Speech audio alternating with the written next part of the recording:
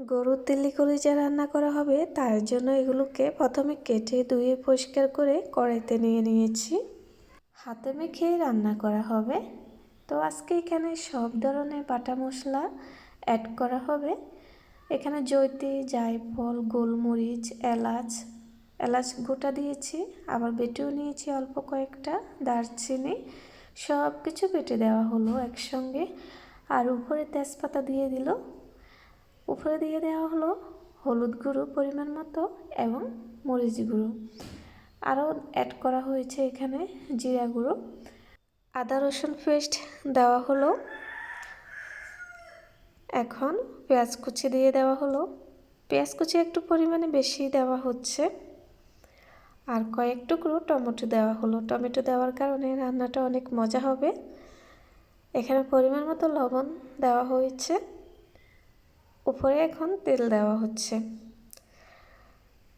তো মা এগুলোকে ভালো করে হাত দিয়ে মেখে নিচ্ছে। আর কাঁচামরিচও দেওয়া হয়েছে। হাতে মাখা তরকারির স্বাদই অন্যরকম, অতুলনীয়। এগুলোকে একদম ভালো করে মাখা হবে। তো মাখার ভিতরে এগুলো একদম নরম হয়ে গিয়েছে। এখন পরিমাণ মতো পানি দিয়ে চুলাতে বসিয়ে দেওয়া হবে। তরকারিটা খুব সুন্দরভাবে কষানো হয়েছে। আর অল্প কয়েকটি আলু কেটে দেওয়া হয়েছে।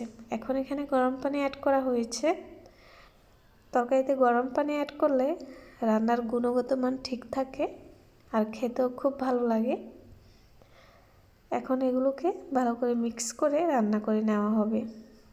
কলিজা ভুনা রান্না হয়ে গিয়েছে। এখন কড়াই থেকে পাতিলে নিয়ে নেওয়া হচ্ছে। মাখা মাখা করে রান্না করা হয়েছে। বেশি ঝোল রাখা হয়নি, আবার কমও রাখা হয়নি।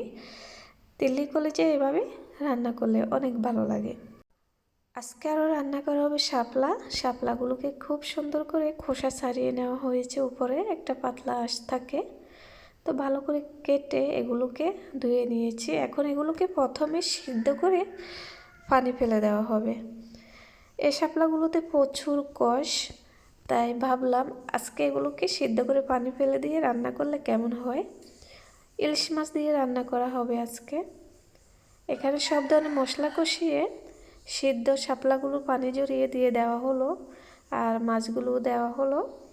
ঢাকনা দিয়ে আর অল্প কিছুক্ষণ রান্না করলে হয়ে যাবে। এগুলো হলো গরুর বট। এগুলোকে সিদ্ধ করে নেওয়া হচ্ছে, পরে কেটে নেব ঠান্ডা হলে। এগুলো আমাদের গাছের শুকনো সিম। এই সিমগুলো ভালো করে শুকিয়ে সংরক্ষণ করা হবে পরের বছরে গাছ লাগানোর জন্য। আজকের ভিডিও এ পর্যন্তই। কেমন লেগেছে অবশ্যই জানাবেন। ভালো লাগলে পাশে থাকবেন। আল্লাহ হাফেজ। আসসালামু আলাইকুম।